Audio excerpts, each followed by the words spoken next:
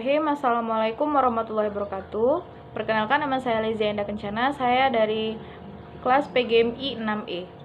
Baiklah, saya akan menjelaskan tentang 11 cara paling cerdas untuk mengasah kreativitas anak. Baiklah, sebelum saya menjelaskan ke-11 cara tersebut, saya akan menjelaskan apa itu pengertian kreativitas. Kreativitas merupakan salah satu potensi anak yang perlu dikembangkan sejak dini. Mengapa? Karena kreativitas adalah salah satu fondasi agar anak mampu menyelesaikan masalah, mampu berpikir out of the box, dan menjelajah sesuatu yang baru. Dan semua itu bisa menjadi modal untuk kesuksesan anak, apapun bidang yang dipilihnya kelak, dokter, arsitek, peneliti, sutradara, ataupun jurnalis. Yang pertama yaitu bermain. Bermain bisa menjadi media untuk mengembangkan kreativitas anak. Untuk itu, sediakan berbagai macam mainan untuknya. Selain itu, beri ia kesempatan untuk bermain di luar rumah, mengenal alam, dan bermain dengan teman-teman. Lewat cara itu, anak akan kaya pengalaman dan terbiasa berinteraksi dengan lingkungan yang akan membuatnya belajar banyak hal, termasuk menyelesaikan masalah. Nah, yang kedua, biarkan anak berimajinasi. Salah satu cara melatih imajinasinya adalah membacakan buku setiap hari. Beri anak kesempatan untuk memilih buku yang ia sukai. Libatkan anak saat membaca dengan memintanya mengira-ngira suara seorang tokoh atau karakternya. Yang ketiga, pertanyaan kreatif. Cobalah memberikan pertanyaan-pertanyaan yang kreatif dan mendorongnya untuk berekspresi baik secara verbal maupun non-verbal. Seperti, coba nak, beritahu ibu bagaimana cara kamu memainkan mainan ini. Atau, apa yang akan terjadi jika keran air tidak ditutup.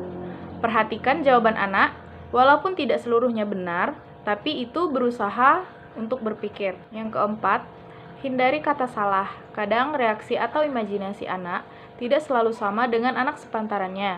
Misalnya, ia menggambar mobil dengan roda segitiga.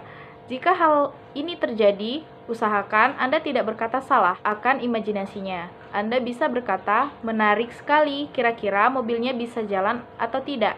Jika rodanya berbentuk seperti itu, dengarkan penjelasannya. Siapa tahu ia membuat gambar itu karena karena rodanya rusak. Nah, yang kelima, lihat minat dan bakat. Coba mulai memperhatikan apa yang disukai oleh balita. Apakah ia senang menggambar, menumpuk barang, berolahraga, menari, atau hal lainnya. Setelah mengetahui kegemarannya, mulailah Anda mengasahnya sejak dini. Yang keenam, bebaskan anak bereksplorasi.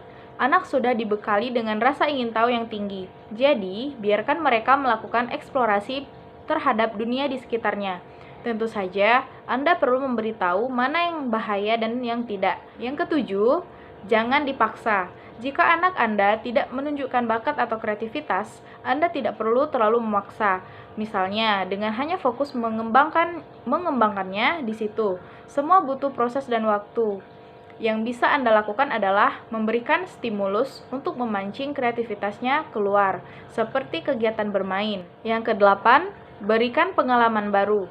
Berikan waktu khusus untuk anak dengan mengajaknya ke tempat-tempat yang belum pernah dikunjungi seperti museum, kebun binatang, sawah, kebun, peternakan, pasar tradisional, dan taman rekreasi. Di tempat baru ini, anak akan melihat, menyentuh, mendengar, merasakan, bahkan mencium sesuatu yang baru yang akan memperkaya pengalamannya. Dengan pengalaman itu, anak akan meramunya menjadi modal untuk melakukan sesuatu yang kreatif.